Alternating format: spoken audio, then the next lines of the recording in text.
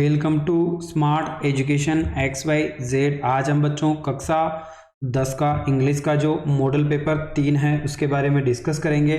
चलो स्टार्ट करते हैं आज की वीडियो।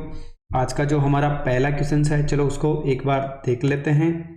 आज का पहला क्वेश्चन है, read the following passage and answer the questions that follow. तो यहाँ पर हमें एक पैसेज दे रखा है जिसको पढ़ करके हमें नीचे जो क्वेश्चंस दे रखे हैं उनका आंसर करना है। सबसे पहला है, बोला है कोल तार इज ब्लैक एंड स्टिकी। तो यहाँ पर बोला है कि तारकोल काला और क्या होता है, स्टिकी, यानी क्या होता है हमारा चिपचिपा होता है। क्या होता है बच्चों, चिपचिपा। यानी जो काल तार है वो एक तो काला होता है और क्या होता है, चिपचिपा होता है। फॉर अ लॉन्ग टाइम, यानी लंबे समय तक people thought of it as a nuisance. क्या हो जाएगा, नॉइसेंस, यानी लोग इसे एक उपद्रव के रूप में देखते हैं। इसका मतलब क्या होता है, उपद्रव। क्या हो जाएगा, उपद्रव।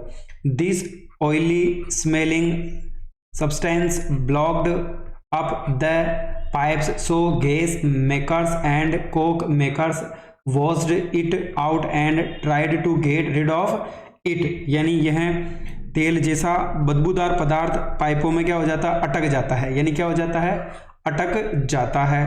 तो फिर बोला है अटक जाता है, इसलिए गैस बनाने वाले और कोक बनाने वाले इसे धोकर क्या करते हैं, निकाल देते थे और इसे छुटकारा पाने की कोशिश करते थे। Some of it was sold for roofing but most of it was wasted। यानी यहाँ पर बात की जा रही है कि इसे छुटकारा पाने के लिए क्या कर देते थे, अलग कर देते थे। इसमें से कुछ छत बनाने के लिए बेच दिया गया लेकिन ज़्यादातर बर्बाद हो गया। But this evil smelling nuisance has been found to be one of the most useful of raw materials in the world। यानी यहाँ पर जो बात हो रही है तो कुछ को तो हमने क्या कर दिया, अलग निकाल करके बेच दिया, लेकिन यह बदबूदार उपद्रव दुनिया के सबसे उपयोगी कच्चे माल में से एक पाया गया है। यानी पाया गया है। From it the chemist is able to make almost anything be विशेष from medicines to explosives, from dash to disinfectants. यानी यहाँ पर बात की जा रही है कि इससे रसायन अपनी इच्छा अनुसार लगभग कुछ भी बना सकते हैं, दवाओं से लेकर विस्फोट तक, रंगों के लिए कीटाणुओं तक। अगला है, not of all these are made from the coal itself, only about a dozen simple products come from it, but from these the chemist is able to make thousands of new substances। Some of the most important things made from the coal tar are dyes। यानी यहाँ पर बात हो रही है कि इससे सिर्फ एक दर्जन से ज़्यादा साधारण उत्पाद बनते हैं, लेकिन इनसे रासायनिक हजारों नए पदार्थ बनाने में सक्षम है। कोल तार से बनी हुई संपूर्ण चीजें रंग है, महत्वपूर्ण चीजें रंग है। यानी सबसे ज्यादा कोलतार से क्या बनता है, एक प्रकार का क्या बनता है, कलर। यानी यहाँ पर किसकी बात हो रही है, रंग की बात हो रही है। चलो इसके सवाल देख लेते हैं। पहला सवाल है, what is black and sticky. यानी काला और चिपचिपा क्या है, तो ये हमने पढ़ा है कोलतार क्या होता है, काला भी होता है और चिपचिपा भी। Who thought of it as a nuisance. यानी यहाँ पर बात हो रही है कि किसने इसे एक उपद्रव के रूप में सोचा। तो हम किसकी बात करें, यहाँ पर पीपल की बात करें। Why did gas makers and coke makers try to get rid of coal tar. यानी गैस निर्माताओं और कोक निर्माताओं ने कोल तार से छुटकारा पाने का क्या प्रयास किया, तो यहाँ पर है because this smelling substance block up the pipes. यानी ये क्या कर देता है, गंधयुक्त पदार्थ ने पाइप को अवरोध कर दिया, यानी पाइप को क्या कर देता है, ये ब्लॉक कर देता है। What is the most important things made from the coal tar. यानी कोल तार से बनने वाली सबसे महत्वपूर्ण चीज कौन सी है, तो इसके अंदर क्या हो जाएगा, डाइस। यानी यहाँ किसकी बात हो रही है, रंग की। डाइस यानी क्या होगा, हमारा रंग होगा। क्या होता है बच्चों, रंग। अगला है, choose the similar word of the following from the passage. Material, यानी हमें बताना है कि मटेरियल का पर्यायवाची शब्द कौन सा होगा। तो इसके अंदर हमारा होगा सब्सटेंस। क्या हो जाएगा इसका आंसर, पदार्थ, यानी सब्सटेंस हो जाएगा। Choose the opposite word of the following from the passage. Delight, यानी डिलाइट का मतलब होता है प्रसन्न होना, हमें इसका उल्टा वर्ड बताना है। तो क्या हो जाएगा इसका, नॉइसेंस हो जाएगा, यानी उपद्रव हो जाएगा। चलो अगला सवाल देख लेते हैं। अगला भी हमें एक पैसेज दे रखा है जिसको पढ़ करके हमें जो क्वेश्चंस दे रखे हैं उनके हमें क्या करने हैं, आंसर करने हैं। चलो एक बार देख लेते हैं। सबसे बोला है happiness happiness is not a house, यानी खुशी कोई घर नहीं है, that can be build by man's hands but a song that you hear as you pass the haze rising suddenly and simply into the night and dying down again. यानी यहाँ पर बात हो रही है कि खुशी कोई घर नहीं है जिसे मनुष्य अपने हाथों से बना सकता है, बल्कि एक गीत है जिसे आप गा सकते हैं। जब आप बाढ़ के पास से गुजरते हैं तो अचानक आसानी से रात में उगते हुए और फिर से नीचे गिरते हुए सुनते हैं। तो यहाँ पर देखो हैप्पीनेस इज ऑप्शनल, यानी ऑप्शनल है। It is an inner feeling of contentment and Joy, यानी ये क्या है, एक संतोष और खुशी की एक आंतरिक भावना है। अगला है एवरी पीपल, यानी प्रत्येक हर आदमी should give a little thought to duty of being happy, यानी हर आदमी को खुश रहने के लिए कर्तव्य के बारे में थोड़ा सोचना चाहिए। अगला बोला है people generally underrate and neglect this significant duty, यानी लोग आमतौर पर इसे महत्वपूर्ण कर्तव्य को कम आंकते हैं और उसे उसकी उपेक्षा करते हैं। नथिंग टू मच, यानी यहाँ पर कुछ भी अति न करें। Is a good man maxim of a Greek philosopher, यानी यहाँ पर बात हो रही है, किसकी बात हो रही है कि कुछ भी अति न करें। यह एक ग्रीक दार्शनिक एक अच्छा सिद्धांत है। अगला बोला है we should control our desires, यानी हमें क्या करना चाहिए, we should control our desires, यानी हमें अपनी इच्छाओं पर नियंत्रण करना चाहिए। We should not be a slave to our desires, हमें अपनी इच्छाओं का गुलाम नहीं बनना चाहिए। अगला बोला we should learn to stop while we still wish to continue, हमें तब तक रुकना नहीं चाहिए जब तक कि हम जारी रखना चाहते हैं। We should call off our desires before they are satisfied, हमें अपनी इच्छाओं को संतुष्ट होने से पहले ही रोक देना चाहिए। अगला बोला है nothing too much should be our guiding principles when we control our desires, जब हम अपनी इच्छाओं का नियंत्रण करते हैं तो हमें किसी भी चीज को बहुत ज्यादा नहीं करना चाहिए। हैप्पीनेस इज इनसाइड, यानी खुशी क्या है, अंदर है, नॉट आउटसाइड, यानी बाहर नहीं है। It is not in the objects, यानी ये वस्तुओं में नहीं है। ऑब्जेक्ट्स का मतलब क्या होता है, वस्तुएं। Every day a person should think and realize that he is sure he is alone, यानी हर रोज एक व्यक्ति का यह सोचना और महसूस करना है वह एक आत्मा है और वह क्या, एक अकेला। अलोन यानी क्या हो जाएगा, अकेला। फॉर द सेक, इसके लिए। he should spare some time and realize that nothing belonging to him forever, यानी हर रोज एक व्यक्ति को यह सोचना महसूस करना चाहिए। देखो अगला बोला है इसके लिए उसे अपने समय निकालना और महसूस करना चाहिए, कुछ भी हमेशा के लिए उसका नहीं है। वी शुड स्माइल, यानी उसको मुस्कुराना चाहिए। And try to internalise to effect of his the ideas of the, नहीं स्माइल, यहां पर क्या हो जाएगा, इफेक्ट ऑफ हिज स्माइल, यानी उसे मुस्कुराना चाहिए और अपनी मुस्कान के प्रभाव को आंतरिक बनाने की कोशिश करनी चाहिए। He should try to retain the pleasing effect in the inner recesses of his heart and light food free from the harmful components are as useful for health as hobbies and company of good friends, यानी यहाँ पर बात की जा रही है कि जो इंसान है उसे मुस्कुराना चाहिए और अपनी मुस्कान के प्रभाव को आंतरिक बनाने की कोशिश करनी चाहिए। उसे अपने दिल की गहराई में और अपने दिमाग के विचारों को सुखद प्रभाव को बनाए रखने की कोशिश करनी चाहिए। स्वास्थ्य भी खुशी से जुड़ा हुआ है। फिर बोला है टहलना, हल्का शारीरिक व्यायाम, हानिकारक तत्वों से मुक्ति पाना भोजन स्वास्थ्य के लिए उतना ही उपयोगी है जितना कि आपके शौक और अच्छे दोस्तों की संगति। अगला है company of the nature and company of the good books create a basis of happy living, यानी प्रकृति की संगति और अच्छी किताबें ही संगति खुशहाल जीवन का आधार बनाती है।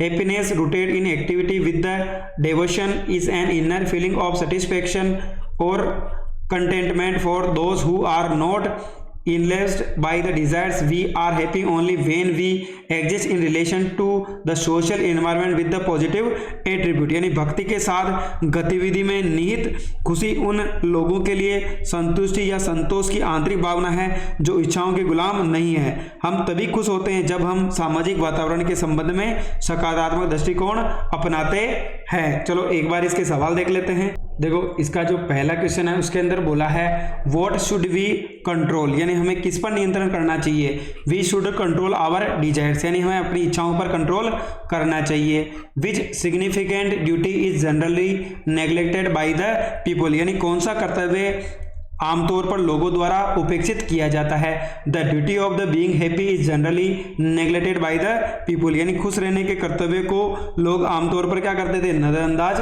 नेग्लेक्ट यानी क्या कर देते हैं, नजरअंदाज कर देते हैं।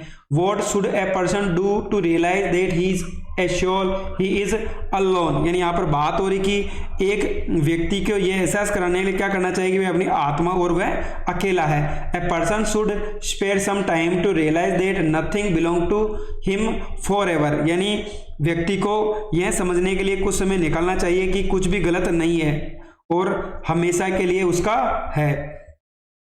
What according to the author is happiness, यानी यहाँ पर बात की जा रही है कि लेखक के अनुसार खुशी क्या है। According to the author, happiness is an inner feeling of contentment of and joy, यानी यहाँ पर लेखक बोल रहा है लेखक के अनुसार खुशी संतोष और आनंद की एक आंतरिक भावना है। अगला है which maxim did a Greek philosopher follow, यानी यूनानी दार्शनिक ने किस कहावत का पालन किया।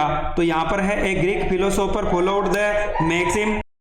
देखो यहाँ पर जो हमें पूछा गया है कि a Greek philosopher followed the maxim nothing too much, यानी यहाँ पर लेखक के अनुसार क्या बोला गया है, एक यूनानी दार्शनिक कहावत का पालन किया, कुछ भी बहुत ज्यादा नहीं, यानी नथिंग टू मच, यानी कुछ भी ज्यादा नहीं।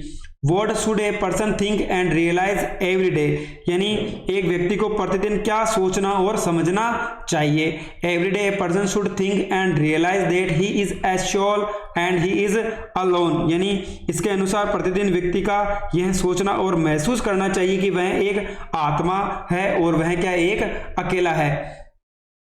अगला है what things create a basis of happy living, यानी कौन सी चीजें खुशहाल जीवन का आधार बनती है। तो यहाँ पर है company of nature, good books create a basis of happy living, यानी प्रतिदिन व्यक्ति का यह सोचना महसूस करना कि वह एक नहीं प्रकृति का साथ अच्छी किताबें और खुशी का आधार बनाती है, यानी company of nature, good books create a basis of happy living. Right the similar word of the following from the passage. Satisfaction, यानी यहाँ पर बात हो रही है किसकी बात हो रही है, संतुष्टि की, यानी इसका हमें क्या बताना है, सिमिलर वर्ड, यानी संतुष्टि का सिमिलर वर्ड क्या हो जाएगा हमारा, कंटेंटमेंट हो जाएगा। दोनों का अर्थ क्या होता है, संतोष। अगला वर्ड बोला है right the opposite word of the following passage. Negative, negative यानी क्या हो जाएगा, नकारात्मक, तो इसका उल्टा क्या हो जाएगा, पॉजिटिव यानी सकारात्मक। क्या हो जाएगा, पॉजिटिव यानी सकारात्मक और नेगेटिव यानी क्या होता है हमारा, नकारात्मक होता है। चलो अगला क्वेश्चन देख लेते हैं। क्वेश्चन नंबर 3 की बात करें। You are Alok living in Jodhpur. Your friend Kamlesh has failed in secondary examination this year. Write a letter expressing your sympathy to him. You may choose upon the following points. यानी यहाँ पर एक आपका दोस्त है जिसका नाम है आलोक, वो कहाँ का रहने वाला है, जोधपुर का। Your friend Kamlesh has failed, यानी आपका जो फ्रेंड है कमलेश वो क्या हो जाता है, 10वीं क्लास के अंदर फेल हो जाता है इस साल। तो आपको क्या करना है, उसको सिंपैथी देनी है और एक लेटर लिखना है। When did you come to know of it? How did you feel? In what way do you sympathize with him? Suggestions you will like to give. यानी हमें इन 4 पॉइंट के आधार पर उसको एक लेटर लिखना है। दूसरा बोला है write a letter to the editor of the Times of India expressing your views on the importance of computer education in our life. Email your letter at the letters to editor@timesofindia.com। यानी यहाँ पर हमें क्या लिखना है, एक email लिखना है। ईमेल के द्वारा हमें क्या लिखना है, एक लेटर लिखना है। किसको लिखना है हमें, यानी कंप्यूटर एजुकेशन हमारी लाइफ में किस प्रकार इंपॉर्टेंस है, इसके लिए हमें टाइम्स ऑफ इंडिया है, इनको एक लेटर लिखना है। चलो देख लेते हैं किस प्रकार लिखेंगे। सबसे पहले हमें सिंपैथी का एक लेटर लिखना है। देखो अगर हम बात करें तो सबसे पहले हमें यहाँ पर एड्रेस लिखना है, आपका दोस्त जोधपुर का है, यहाँ पर डेट लिख दी, माय डियर कमलेश, यानी आपका जो फ्रेंड है कमलेश वो क्या हो जाता है, एग्जाम के अंदर फेल हो जाता है। तो चलो हम इसके बारे में देख लेते हैं। येस्टरडे यानी कल, I saw your board examination result, मैंने तुम्हारा बोर्ड का परिणाम कल देखा था। I was eager to know about your examination result, मैं तुम्हारा परीक्षा परिणाम के बारे में जानने के लिए बहुत क्या था, उत्सुक था, यानी क्या था, उत्सुक था। So I searched your roll number in the newspaper, इसलिए मैंने क्या किया था, जो तुम्हारे रोल नंबर है कहाँ पर सर्च किए थे मैंने, न्यूज़पेपर के अंदर। But I was pained not to find your roll number there in, यानी मैं बहुत आश्चर्यचकित हुआ क्योंकि तुम्हारे नंबर मैंने किस में नहीं देखे, उस न्यूज़पेपर में नहीं मिले। You have always been a hard working and serious student, यानी तुम हमेशा ही हार्ड वर्किंग यानी कठिन परिश्रम करने वाले और एक सीरियस स्टूडेंट हो। I had never thought of your failure in the examination, यानी मैंने तुम्हारे बारे में ऐसा कभी भी नहीं सोचा था कि तुम फेल हो जाओगे। हाउएवर, हालांकि, you should not lose heart, यानी तुम अपना हिम्मत मत हारो। Failures are the pillars of the success, यानी असफलताएं ही क्या है, सफलता का आधार है। Now you should restart studying seriously and regularly, यानी तुम आपको गंभीरता से और नियमित रूप से पढ़ाई वापस क्या कर देनी चाहिए, शुरू कर देनी चाहिए। I am sure you will fair much better than next year, यानी तुम क्या करोगे, मुझे यकीन है कि अगले साल आप कुछ और बेहतर करोगे। Please convey my regards to your parents, यानी कृपया अपने माता पिता तक मेरा अभिवादन क्या करें, पहुंचाएं। ठीक है, यहाँ पर देखो, with best prospects for you your sincerely, आपका नाम क्या था, अशोक था। दूसरा, हमें टाइम्स ऑफ इंडिया को क्या बताना है, जो कंप्यूटर एजुकेशन आज के लाइफ में क्यों इंपॉर्टेंस है उसके बारे में आपको बताना है। चलो देख लेते हैं। सबसे पहले टू, यानी हमें किसको मेल भेजना है, वो किस में आता है, हमेशा टू के अंदर आता है। सीसी का मतलब क्या होता है, कार्बन कॉपी, यानी आप चाहते हो कि ये मेल किसके, यानी टाइम्स ऑफ इंडिया के एडिटर है उसके अलावा किसी और को भी जाए, यानी आप उसका ईमेल कहाँ पर डालोगे, टू सीसी के अंदर डालोगे। बीसीसी यानी ब्लाइंड कार्बन कॉपी, यानी आप चाहते हो कि ये मेल किसी और को भी जाए, लेकिन जिसको मैंने टू में डाला उसको नहीं पता लगे कि ये मेल किसी और को भी गया है, तो आप उसमें किस में डालोगे, उसको सीसी में। यानी बीसीसी और सीसी का डिफरेंस ये है कि अगर आपने किसी का ईमेल सीसी के अंदर डाला तो टू वाले को पता रहेगा कि ये मेल किसी और को भी गया है, लेकिन आपने अगर किसी और की आईडी बीसीसी यानी ब्लाइंड कार्बन कॉपी के अंदर डाली तो ये टू वाले को नहीं पता लगेगा कि ये मेल किसी और को भी गया है। Subject, importance of computer education, यानी हमें किसकी इंपॉर्टेंस बतानी है, यानी कंप्यूटर एजुकेशन का क्या महत्व है वो बतानी है। Through the columns of your prestigious newspaper, यानी आपके प्रतिष्ठित समाचार पत्र के स्तंभों के माध्यम से मैं I would like to express my views on the importance of computer education in our life, यानी मैं कंप्यूटर हमारे जीवन में कंप्यूटर शिक्षा के महत्व के बारे में कुछ विचार व्यक्त करना चाहता हूँ। नाउ, अब it is an age of computer, यानी ये कंप्यूटर का युग है। It has occupied an importance place in every field of our life, यानी इसने हमारे जीवन में हर क्षेत्र में महत्वपूर्ण स्थान बना लिया है। अगला बोला है, providing computer education to children is now is necessary, यानी बच्चों को कंप्यूटर शिक्षा प्रदान करना अब एक आवश्यकता है। Until late computers have not reached all the children, यानी अब तक कंप्यूटर सभी बच्चों के पास नहीं पहुंच पाया है। So some parents feel that many school children will be ignorant because of shortage in the facilities of computers, यानी इसलिए कुछ माता पिता को लगता है कि कंप्यूटर की सुविधाओं की कमी के कारण बहुत से स्कूल बच्चे अनभिज्ञ रह जाएंगे।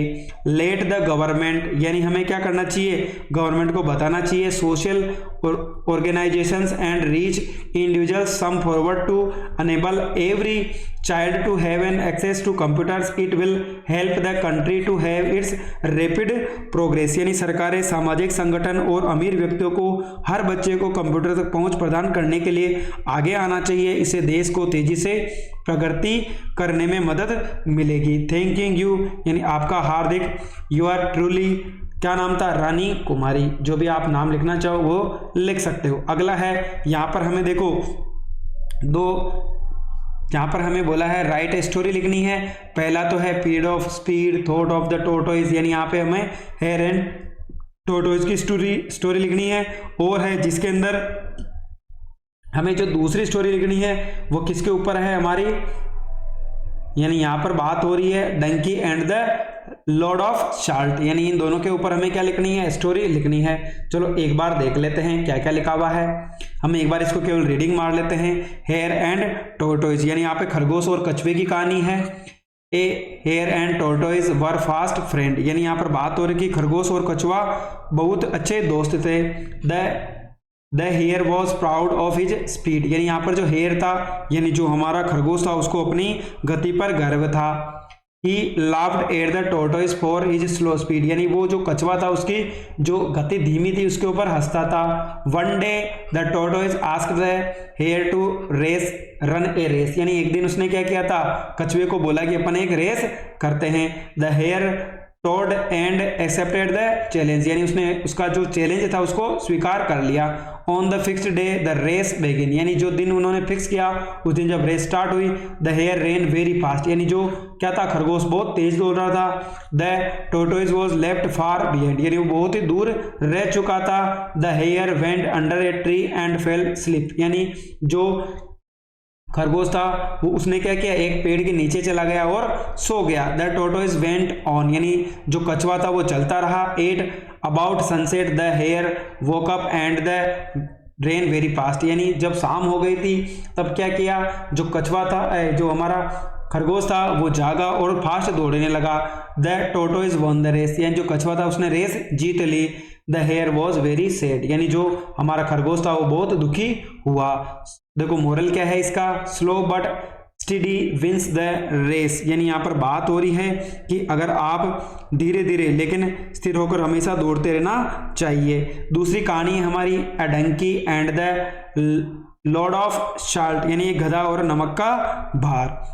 There was a salt merchant, यानी एक नमक का व्यापारी था। He carried salt on donkeys from village to village, यानी वो क्या करता था, यहाँ पर जो बात हो रही वह गधे पर नमक लाद कर गांव गांव जाता था, यानी क्या करता था, जो नमक था उसको किसके ऊपर डालता था, गधे के ऊपर, और गांव से गांव बेचने जाता था।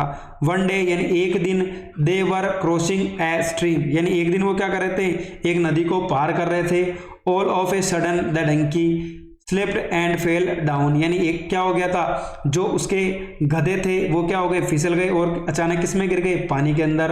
About half of the salt was washed away, यानी जो उसका आधा जो नमक था वो क्या हो गया था, खराब हो गया था, पानी में चला गया। द डंकी गोट अप, यानी डंकी उठा।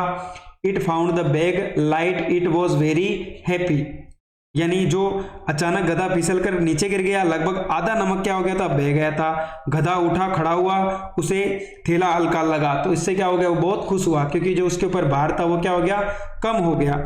अगला है now the donkey knew the trick, अगले दिन उसने, यहाँ पर जो बात हो रही है, अब गधे को पता चला कि it sat down in the stream every time is crossed it. The merchant was angry, he wanted to teach it a lesson, यानी अब गधे को पता चला कि वह हर बार नदी पार पकड़ते समय नदी में बैठ जाता था। व्यापारी को गुस्सा आ गया, वह चाहता था कि वह नदी पार करे।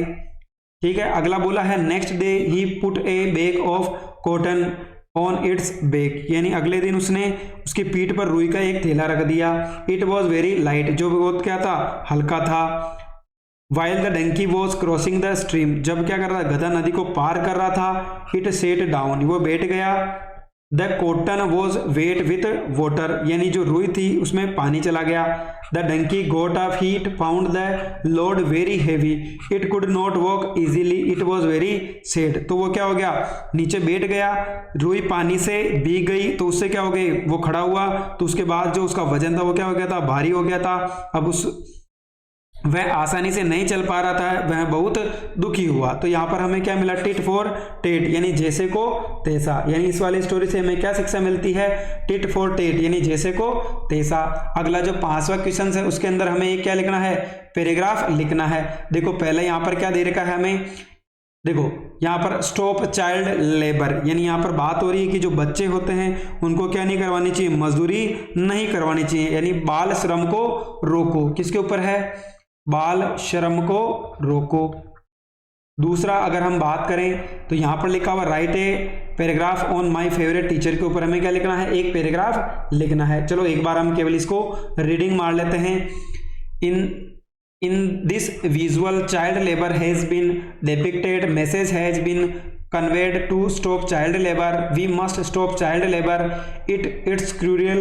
It's a crime. Child labor is a blot on the part of humanity. Government and public should work sincerely to stop child labor. Free education and free meals can be a way of it. Mobile schools can also be a situation. Adoption of a poor children for education is a way to punishment to the employer of the child laborers may reduce their numbers। यानी यहाँ पर किसकी बात की जा रही है कि जो छोटे बच्चों से काम कराया जाता है उसको हमें क्या कर देना चाहिए, बंद कर देना चाहिए। अगला है हमारा favourite teacher, I am a student of class 10 of government senior secondary school Govindgarh. My class teacher is Mrs. Nidhi. She is my favorite teacher. She is very intelligent, polite, hardworking, and sincere. She loves us and takes care of us in every work. She teaches us English. She teaches in a very good manner using audio visual aids. She helps every situation. She supports us and provides her extra time. We all like her very much। यानी यहाँ पर आपको आपका जो favourite teacher है उसके ऊपर क्या लिखना था, एक ऐसे लिखना था। चलो अब हम जो हमारे ग्रामर का पोर्शन है एक बार उसको भी देख लेते हैं, किस किस प्रकार के प्रश्न हमें पूछे गए हैं। अगर हम बात करें जो हमारा क्वेश्चन नंबर फर्स्ट है यानी 6 नंबर वाला क्वेश्चन है उसके अंदर क्या पूछा गया है, तो यहाँ पर देखो बात करें fill in the blanks with appropriate form of the verbs given in the blanks. यानी यहाँ पर हमें क्या करना है, जो करेक्ट वर्ब है उसको हमें फिल करना है। लुक यानी देखो, अ मैन आफ्टर ए बस, रनिंग आफ्टर ए बस यानी बस के बाद दौड़ रहा है, तो यहाँ पर क्या आ जाएगा, इज रनिंग आ जाएगा। क्या हो जाएगा, यहाँ पर इज रनिंग आ जाएगा। Ekta was reading the newspaper when Nidhi खालिस्तान है हर रूम, यानी यहाँ पर क्या आ जाएगा हमारा एंटर्ड। यानी यहाँ पर देखो वेन का प्रयोग हुआ है तो यहाँ पर कौन सी फॉर्म आएगी, हमारी सेकंड फॉर्म आएगी। क्या हो जाएगा, एंटर्ड। यानी एकता वॉज रीडिंग द न्यूज़पेपर, यानी एकता क्या पढ़ रही थी, न्यूज़पेपर। जब निधि क्या आई थी, कमरे के अंदर, उसके कमरे के अंदर आई थी। Choose the correct verb of the following given alternatives. यानी यहाँ पर बात करें she a taxi after she had finished her shopping, यानी यहाँ पर क्या आ जाएगा हमारा, अगर हम बात करें तो क्या आ जाएगा, देखो अगर आफ्टर है तो उसके बाद किसका प्रयोग होगा, हेड प्लस वर्ब की थर्ड फॉर्म, तो उसके पहले कौन सी आएगी, सेकंड फॉर्म। तो यहाँ पर जो हमारा आंसर होगा क्या होगा, टुक होगा। ही खालिस्तान टू स्कूल जस्ट नाउ, यानी ये क्या बात कर रहा, अभी अभी स्कूल गया है, तो क्या आ जाएगा, ही हैज गॉन। चलो क्वेश्चन नंबर 7 को देख लेते हैं। क्वेश्चन नंबर 7 में क्या बोला है, rewrite the following sentence changing them into indirect speech, यानी हमें इनडायरेक्ट स्पीच में कन्वर्ट करना है। ही कॉल्ड हिज सर्वेंट, यानी उसने अपने सर्वेंट को कॉल किया, एंड क्या किया, सेड यानी टोल्ड, तो हम लिख लेते हैं he called his servant and told him that. उसके बाद यहां पर क्या बोला, ऑल द गेट्स, क्या जाएगा, ऑल द गेट्स हेड, यहां पर क्या हो जाएगा, इसका पास है का क्या हो जाएगा, हेड, और साथ में क्या रहेगा, नोट, और यट का यट अपनी जगह ही रहेगा, और बाकी जो बचा हुआ भाग है उसको वैसे लिख देंगे, बिन फेड। अगला है आई सेड दैट, देखो आई सेड यहां पर क्या आ रहा है, टू नहीं आया तो हम ऐसे ही लिखेंगे, तो आई सेड, और उसके बाद क्या आ जाएगा, डबल कोट को उठा के क्या लगा देंगे, दैट। उसके बाद यू का सेकंड क्या हो जाएगा हमारा, ही हो जाएगा। He looked A bit of wrestler himself, क्या आ जाएगा, WREST रेसलर हिमसेल्फ, ये योर सेल्फ का क्या हो जाएगा, हिमसेल्फ हो जाएगा, ठीक है। अगला है fill in the blanks with a verb agreement, यानी हमें बताना इनमें से कौन सा आएगा। Slow and steady wins the race, ये कहावत है तो क्या आएगा, हमेशा प्रेजेंट सिंपल के अंदर आएगा। The famous poet and dramatist passed away, यानी वो क्या गया था, गुजर गया था। तो यहाँ पे सिंगुलर तो क्या आएगा, has passed away. Change the following sentence into, हमें किस में बदलना है, इनको पैसिव वॉइस में बदलना है। तो यहाँ पर देखो जो हमारी मेन वर्ब क्या है, यहाँ पर हैज सीन, तो यहाँ पे क्या है, मेन वर्ब तो सीन है, तो यहाँ पर क्या आ जाएगा, हमारा ऑब्जेक्ट टाइगर है, तो हम इसको क्या बना देंगे, सब्जेक्ट। तो द टाइगर, यहाँ पर कौन सी फॉर्म आ रही, हैज हैव, तो हैज तो आएगा, साथ में क्या लग जाएगा, इसके नोट है तो नोट लगा देंगे, क्योंकि यहाँ पर नोबडी है तो हमें किससे बनाना है इसको, नोट, और पीछे क्या लग जाएगा, इसमें बिन लग जाएगा, in recent days, in recent days. यहाँ पर एक बात करें कि हमने इसको नेगेटिव क्यों बनाया है, अगर हम बाई के बाद नोबडी को नहीं लिखते हैं तो नोबडी और नो वन किसको दिखाते हैं, हमेशा नेगेटिव सेंटेंस को शो करते हैं। आई कांट डू इट, यानी मैं ये नहीं कर सकता, तो हम क्या हो जाएगा, इट, सब्जेक्ट क्या हो गया, इट कैन नॉट, और साथ में क्या लग जाएगा, बी। डू की थर्ड फॉर्म क्या हो जाएगी, डन बाई, आई का क्या हो जाएगा, ऑब्जेक्टिव केस मी हो जाएगा। अगला है फ्रेमिंग क्वेश्चन का है, चलो इसको भी कर लेते हैं। क्वेश्चन नंबर 10 है, he plays volleyball and football in the evening. ये वो क्या करता है, यहाँ पर बात हो रही क्या, वो क्या खेलता है, तो यहाँ पर बात हो रही, ही प्लेज वॉलीबॉल एंड क्या खेलता है, वो फुटबॉल खेलता है, तो हमारा क्या होगा, वोट SES है, तो हम क्या लगा देंगे, does he play in the evening, he play in the evening, यानी वो इवनिंग को क्या क्या खेलता है, वो क्या हो जाएगा उसका आंसर। तो हमें क्या करना है, यहाँ पर वॉलीबॉल और फुटबॉल को नहीं लिखना है, हमें क्या करना है, क्वेश्चन टैग बनाना है, the prison wall was 20 feet high. तो यहाँ पर जो हमारा पॉजिटिव है तो क्या बनेगा, यहाँ पर नेगेटिव, वॉज है तो क्या हो जाएगा, यहाँ पर वोजेंट हो जाएगा, और साथ ही सब्जेक्ट क्या हो जाएगा, हमारा इट हो जाएगा। चलो अगला देख लेते हैं, क्वेश्चन नंबर 11। देखो जो हमारा अगला क्वेश्चन है, इसके अंदर ही हमें पैसेज दिए हैं, उनको पढ़ करके हमें नीचे वाले क्वेश्चन के आंसर करने हैं। Read the passage, that was 24 hours ago, यानी यहाँ पर बात किसकी हो रही है, 24 घंटे पहले की बात है। Since then nobody had come near him, यानी तब से कोई भी उसके पास नहीं आया था, यानी पिछले 24 घंटे से कोई भी उसके पास नहीं आया था। द डे बिफोर, यानी एक दिन पहले। All day long he had watched his parents flying about with his brothers and sisters, perfecting them in the art of flight, teaching them how to skim the waves and how to dive the fish। यानी यहाँ पर बात हो रही कि एक दिन पहले पूरे दिन उसने अपने माता पिता को अपने भाइयों और बहनों के साथ उड़ते हुए देखा था, उन्हें उड़ान की कला में निपुण बनाते हुए, उन्हें लहरों को पार करना और मछली पकड़ने के लिए गीत लगाना सिखाते हुए। अगला है, he had in fact seen his older brother catch his first herring and devoured it sending in a rock while his parents circled around raising a proud crackle. उसने क्या किया था, इनफैक्ट ही हैड इनफैक्ट, यानी उसने वास्तव में अपने बड़े भाई को अपनी पहली हेरिंग पकड़ते और उसे खाते हुए देखा, एक चट्टान पर खड़े होकर, जबकि उसके माता पिता गर्व से चिल्लाते हुए उसके चारों ओर क्या कर रहे थे, चक्कर लगा रहे थे। And all the morning the whole family had walked about the big plateau midway down the opposite cliff running him with the cowardice.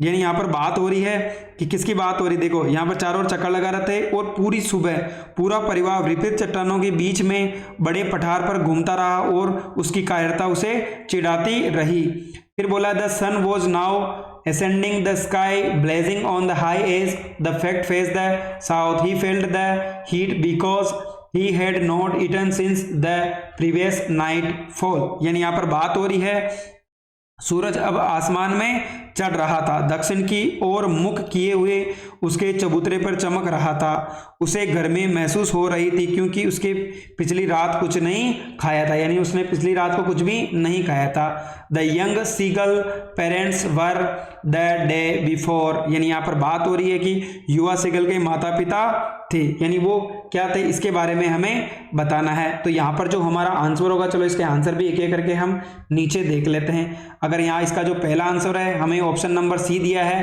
Performing his brothers and sisters in the art of flying skimming and diving. यहाँ पर बात हो रही कि अपने भाइयों और बहनों को उड़ान, स्किमिंग एंड गोताखोरी की कलाओं में निपुण बनाना। Why did the young seagull parents circle around raising a proud cackle, यानी यहाँ पर बात हो रही कि युवा सीगल के माता पिता गर्व से किलकारी मारते हुए उसके चारों ओर क्या कर रहे थे, चक्कर लगा रहे थे। तो इसका आंसर क्या होगा, option number B, they were happy to see his older brother catch his first herring and eat is greedily, यानी ऑप्शन नंबर बी ये कह रहा है कि वह यह देखकर बहुत खुश हुए कि उनके बड़े भाई ने पहली बार हेरिंग पकड़ी और उसे लालच से खाया। चलो क्वेश्चन नंबर 3 देख लेते हैं। यहाँ पर क्या बोल रहा है, since when the young seagull hungry, यानी यहाँ पर बात हो रही है कि जो यंग सीगल था वो भूखा कब हुआ, इसके बारे में हमें बताना है कि कब भूखा था वो।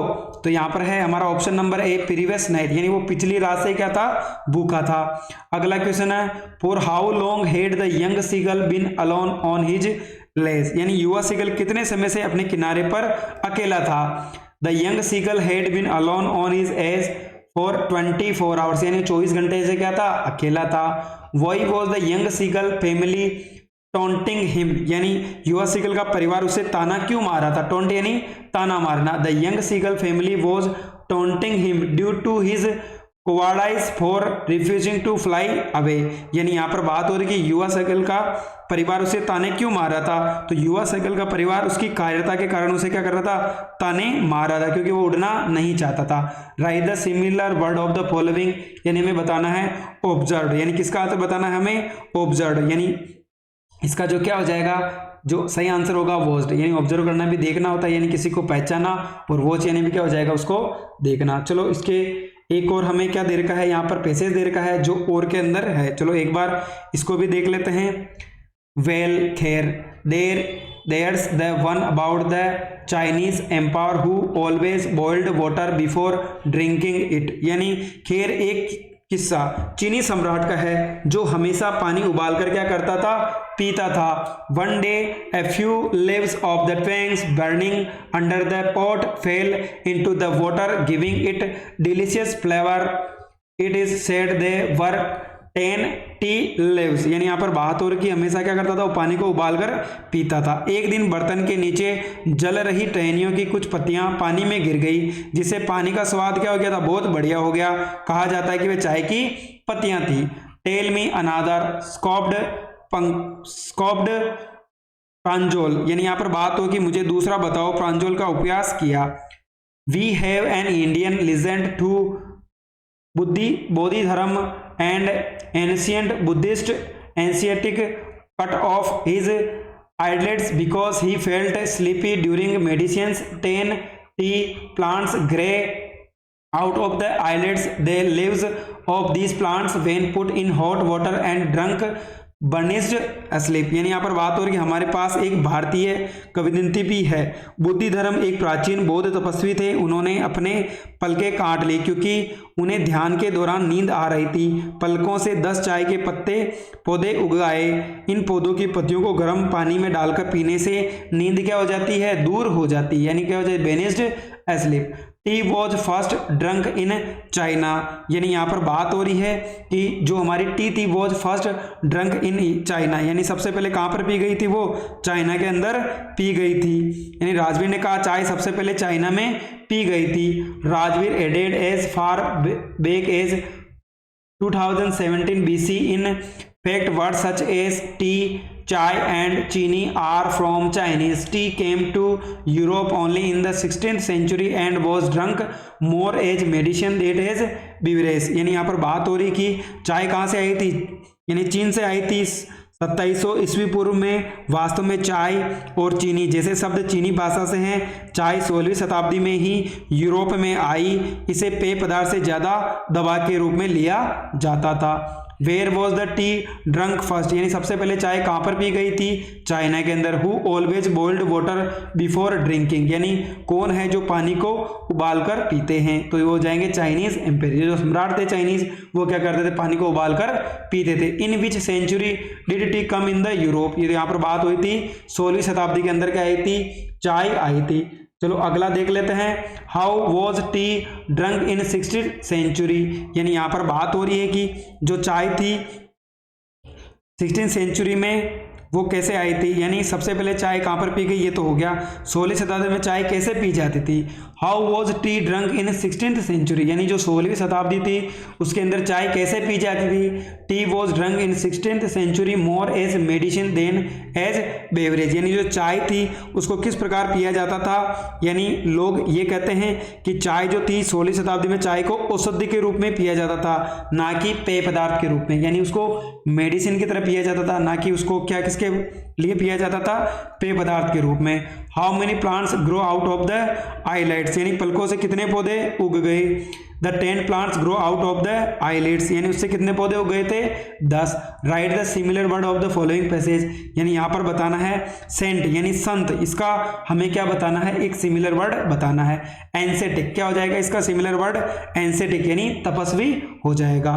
चलो क्वेश्चन नंबर 12 है। अब इन क्वेश्चंस को हम केवल रीडिंग ही मारेंगे, आप अपने लेवल पे समझ लें इनको, क्योंकि वीडियो काफ़ी लंबा होने वाला है, वैसे ही 40 मिनट का हो चुका है पहले से ही वीडियो। चलो एक बार रीडिंग मार लेते हैं। क्वेश्चन नंबर अगर हम बात करें, सबसे पहले 11वां क्वेश्चन देख लेते हैं। 12वां question, they were beckoning to him calling shrilly, why did the seagull father and mother threaten him and cajole him to fly, यानी यहाँ पर बात हो रही कि वे उसे इशारे से बुला रहे थे तीखी आवाज में, सीगल के माता पिता ने उसे क्यों धमकाया और उड़ने के लिए राजी किया। तो यहाँ पर हो जाएगी the seagull father and mother threated him and cajoled him to fly because he had failed to muster up courage to take his first flight. The parents wanted that this son should learn to fly and means.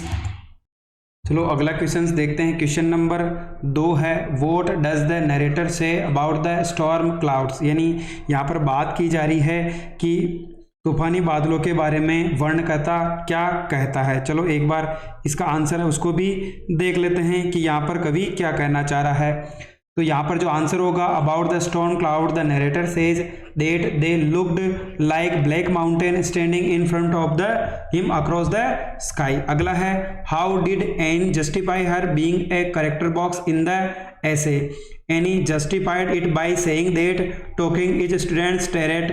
Moreover, she inherited it from the mother who too was talkative like her. She would try to control it. What do you know about Lencho's family?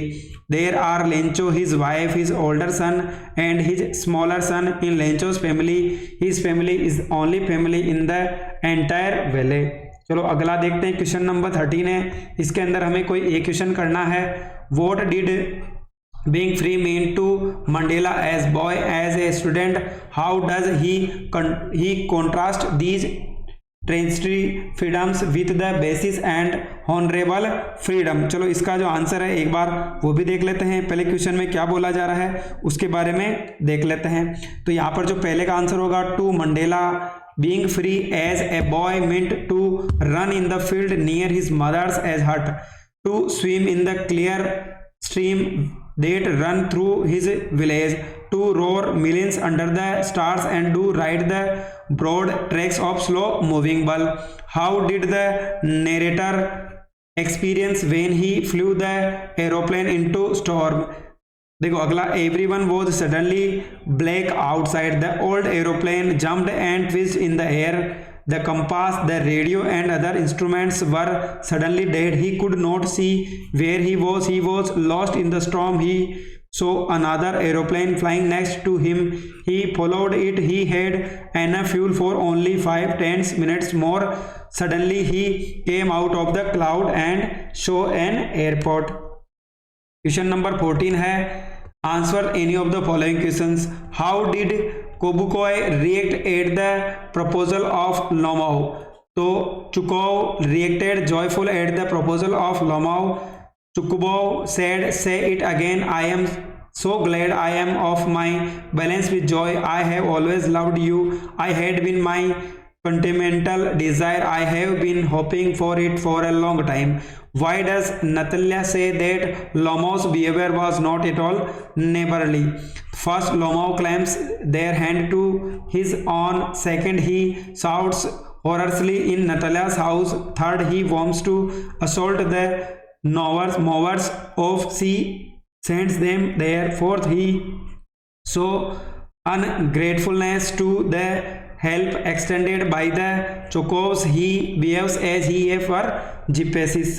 अगला है हमें यहाँ पर अगला जो 50 number का दे रखा है, यहाँ पर हमें क्या दे रखा है, एक्सट्रैक्ट दे रखा है, जिसको पढ़ करके हमें क्या करना है, नीचे जो भी क्वेश्चंस दे रखे हैं उनके हमें आंसर करने हैं। चलो एक बार इसको पढ़ लेते हैं क्या क्या लिखा हुआ है। देखो सबसे पहले यहाँ पर he stalks in his vivid strips, he few steps of his cage on pads of velvet quiet in his quiet race, यानी वह अपनी चमकीली धारियों में घूमता है, उसके पिंजरे के कुछ कदम मखमली शांति के पेड़ पर अपनी शांत क्रोध में। What is the tiger doing in his cage, यानी बाघ अपने पिंजरे में क्या कर रहा है इसके बारे में हमें बताना है। तो tiger is talking in his cage quickly with expressed anger his capability. What does the tiger in the cage long for, यानी पिंजरे में बंद बाघ किसका चाहत रखता है। The tiger in the cage longs for his freedom from captivity. अगला है I would not introduce on him a dime, another ball is worthless now, he senses first responsibility. In a world of possessions people will take balls will be lost always, little boy and now one busy as ball back, money is external. चलो एक बार इसका अर्थ देख लेते हैं। मैं उसके काम में दखल नहीं दूंगा, एक पैसा एक और गेंद बेकार है, अब उसे पहली जिम्मेदारी का एहसास है। इस दुनिया में जो कुछ भी है लोग गेंदें ले लेंगे, गेंदें हमेशा खो जाएगी, छोटे बच्चे और कोई भी गेंद वापस नहीं खरीदता है। और फिर क्या बोला, पैसा बाहरी है, money is external. What does the boy sense as his responsibility, यानी लड़का अपनी जिम्मेदारी क्या समझता है। The boy sense his responsibility to keep his things carefully but at the same time he learns that the worldly things come and go. Why is money external and the ball internal, यानी यहाँ पर पैसा तो बाहर का है लेकिन गेंद आंतरिक क्यों है। The boy has played with the ball and developed an attachment with it, so the loss of the ball is internal. With money a new ball can be bought but he cannot buy the attachment which had with his lost ball. Question number 16 है, यहाँ पे हमें कितने को सवाल करने हैं, 2।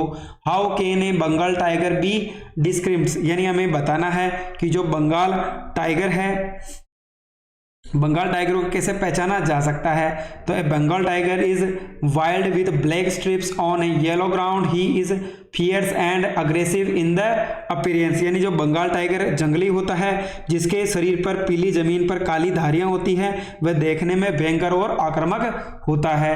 What could Amanda do if she were a mermaid, यानी अगर अमांडा जलपरी होती तो वह क्या कर सकती थी। If Amanda were a mermaid, she could drift blissfully in the emerald sea. She would be the sole inhabitant of the sea.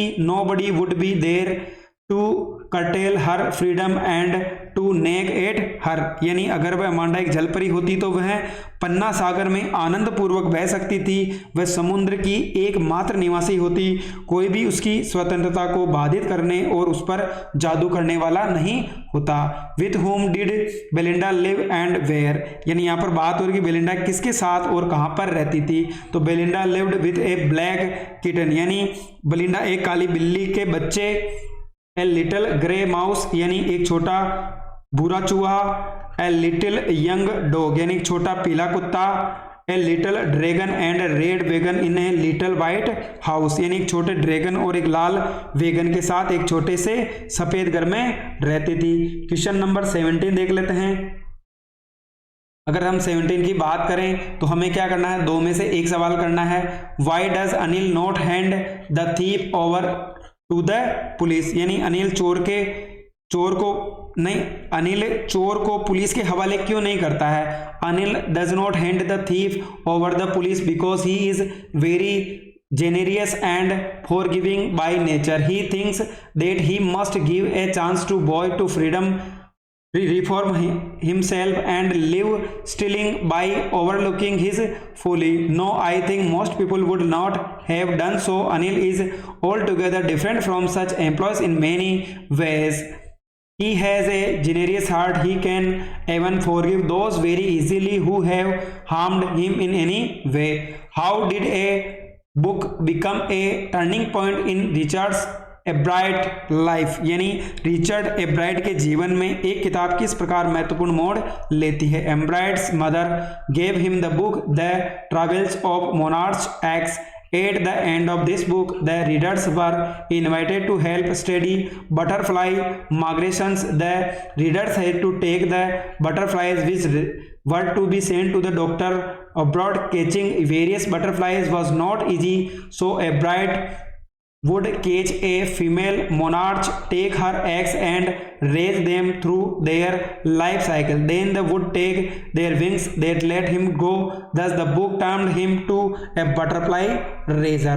चलो अगला क्वेश्चन नंबर 18 देख लेते हैं. यहाँ पर किसकी बात की जा रही है?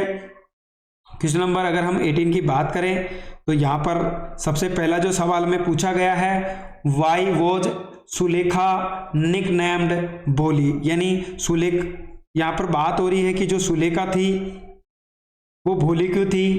Sulekha had fallen from a cot, her brain was damaged, she was a backward child, so she was called Bholi. Why did the speaker change his name every month? So he changed his name every month in order to keep himself ahead of the police and the people he had already stolen money from. Why was there an empty space above the soldiers even when Griffin was fully clothed? There was an empty space above the soldiers because Griffin's body was invisible. He was not wearing anything on his face. Question number 19 जो आज का अंतिम सवाल है उसको भी देख लेते हैं. सबसे पहले है Y was the surgeon shocked eight ट्रिकीज appearance, यानी यहाँ पर बात हो रही कि ट्रिकी की शक्ल देखकर सर्जन क्यों हैरान रह गया था? तो इसका आंसर होगा tricky had become Hooghly fat, यानी जो ट्रिकी बहुत मोटा हो गया था.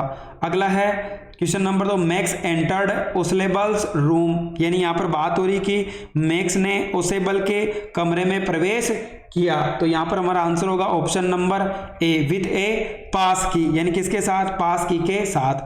How did Griffin take the revenge, यानी ग्रिफिन ने अपना बदला कैसे लिया? तो he set fire to his landlord house, यानी उसने क्या किया था? जो अपना लैंडलॉर्ड था उसने अपने मकान मालिक के घर पे क्या लगा दी थी? आग लगा दी थी. Where did Anil keep the money, Anil ने पैसे कहाँ रखे थे? तो अंडर द मैट्रेस, यानी उसने पैसे कहाँ रखे थे? गद्दे के नीचे रखे थे. तो ये जो हमारा कक्षा 10 का इंग्लिश का मॉडल पेपर 3 था जिसको हमने बड़ी आसानी से हल कर लिया है. अगर आपको हमारी मेहनत पसंद आई हो तो चैनल को लाइक करें, सब्सक्राइब करें और अपने दोस्तों के साथ भी शेयर करें. Thank you.